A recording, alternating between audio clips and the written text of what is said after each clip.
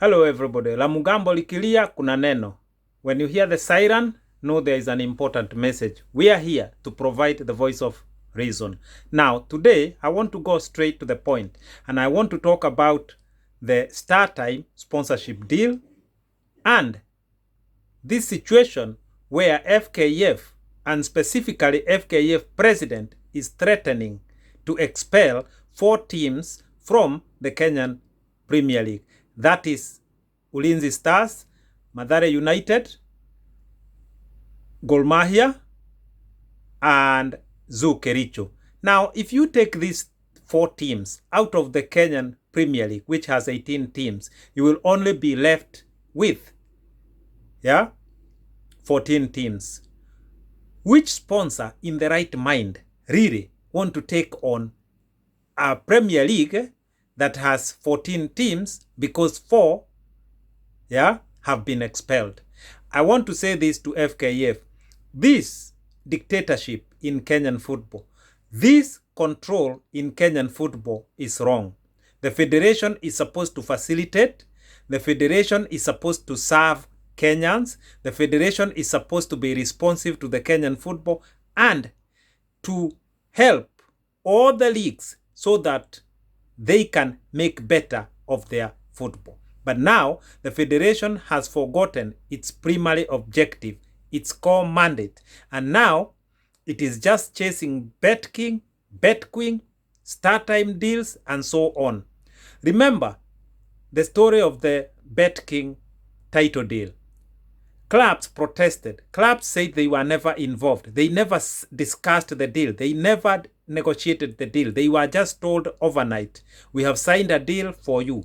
Now, that was July 2020. Come to this deal of StarTime. Again, it was done the same. Behind the house, in the bedrooms, and the deal was announced actually on Twitter. The first time people heard of this this deal. Now, the thing is, Gor Mahia is a big club. It was founded back in the 50s by Agina Tomboya.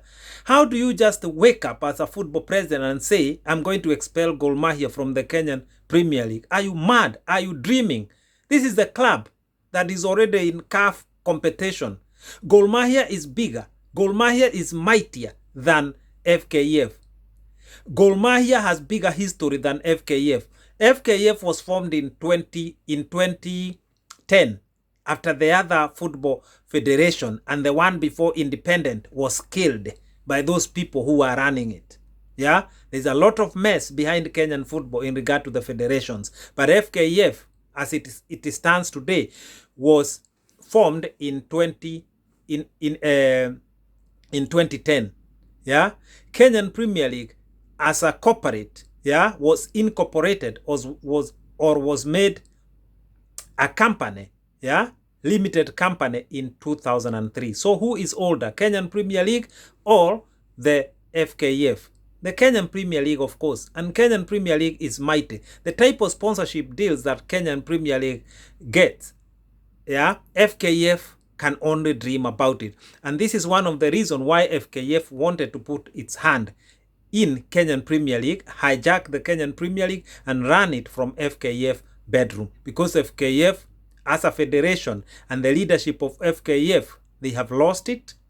They don't know what to do anymore to generate money in Kenyan football. They only see a solution now as hijacking all the leagues, and that's what they are riding on. The sponsorship of the leagues. As the federation, they have failed.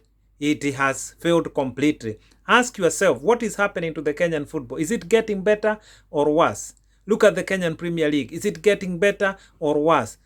Kenyan Premier League deals are being signed, at night in the boardrooms, and they are being presented in the daytime without them being involved. That is not procedural, and that's not how the deals should be done. The primary holder of the rights are the clubs. So who give you authority to go and sign the deals and then come and announce them at night? I said from 2017 that this team change, which has now become Team Blue, it is destroying Kenyan football. And I said from 2017 when they were in a meeting in Mombasa, Yeah, I said in 2017 in that meeting that changed the FKF constitution to what they have now, I said they are going to take over Kenyan Premier League, and I told Kenyan Premier League from then to fight about it. Now, I talked about OBE van, and the idea of OBE van was to be bought and then to feed him Kenyan Premier League, for only the federation know why they wanted to do that. Leave this alone, this idea alone that they told FIFA and CAF that they wanted to feed him CAF games. CAF games za timu ngapi? Tuna timu mbili tu zinacheza Afrika now and then. So is that worth investing a van for 135 million Kenyan shilling? Hiyo ni uongo.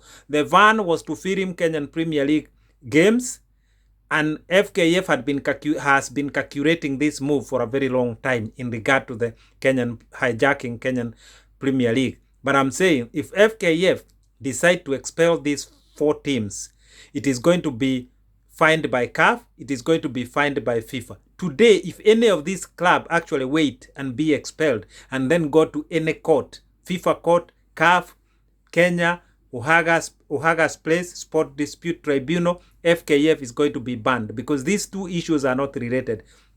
There's no law, there's no rule, there's no constitution that says that if you don't want to be involved in a sponsorship deal in that league, you will be expelled. The teams that you were running last year without any money, where was FKF? Now they are forcing them to sign a deal that they don't even know the detail of the start time deal. Gor Mahia stay gangari, Zoo Kericho stay gangari, yeah. Ulinzi Stars stay gangari, Mathare United stay gangari. Be on the right side of history. Things are going to change. FKF will not go on further with this dictatorship and this hijack of the Kenyan Premier League. Kenyan Premier League is going to be reverted to Kenyan Premier League and to Kenyan Premier League running itself, because that is the only way forward. That is the best practice in the world. Today, the 15 best Premier Leagues in the world, they run themselves. The idea of the federation running Kenyan Premier League is wrong, or managing Kenyan Premier League, it is wrong. It has been wrong from day one. We talked about it already as Vision Total Football Kenya Group. We always provide the voice of reason. If only FKF leadership does listen, they only need to listen to 20 out of 300 videos that I have done. Yeah? And they will be straight and proper with what they need to do and how they need to sort their leadership. But the problem is they resist change. They don't want to change. They don't want to hear from people with good ideas. They want to lock people, because their idea is to grow, is to grow themselves, is to stay in the federation, and if they are not in the federation, to put one of theirs. They are FKF leadership is not interested in Kenyan football, is not interested in developing Kenyan football. It is interested, yeah, in just doing what it wants, self-interest, and those people who are running the federation enriching themselves. I know what I'm talking about. This is not a secret. I talk to so many people in Kenyan football, right? And I talk to so many coaches who have foreign coaches who have been involved in FKF mpaka huko ndani. Makochi wengi foreigners ambao wameondoka nchi. I speak to them, they give me exact information that I need. I'm telling you today, FKF is not interested in growing Kenyan football. So I'm asking these 4 clubs to fight for the rest, to liberate the rest. Even the rest of the clubs, the 14, they are not that happy. It is just because they are vulnerable because of lack of money. So they have been forced. They were given contract on the table. Sign and give us bank account. We will put 500,000 Kenyan shilling. That is the song that was there in August last year. And I said that 5,000 Kenyan shilling, it was a total of 20 million. And that money was COVID money from CAF. That money was not from BetKing. BetKing up to today, if it has ever submitted money in Kenya, watuonyesha hizo bank accounts. They said by September there will be 75 million Kenyan shilling. Why are clubs struggling? Why is Gor Mahia going to CAF competition with the lented, yeah, kit until Eliud Owalo wakatokea. Mambo ni mabaya Kenya. Mambo ni mabaya kweli. Mpira umeharibika. And I keep saying, only Bet Queens and Bet King are going to put themselves forward to sponsor football in Kenya. Football in Kenya, it is in a very bad state. And to sort this out, we need to declare to the world that we have changed. We have seen through our football evolution.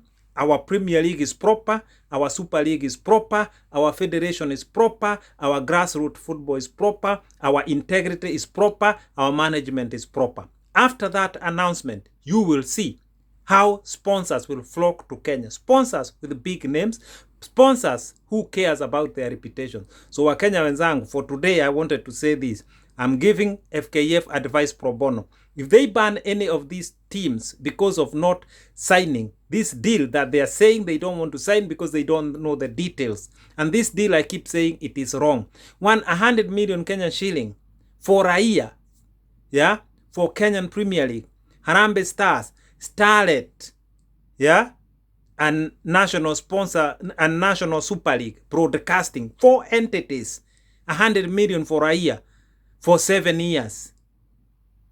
Ni ujinga gani huu wa Kenya wenzangu? I leave you in peace, I'm gone.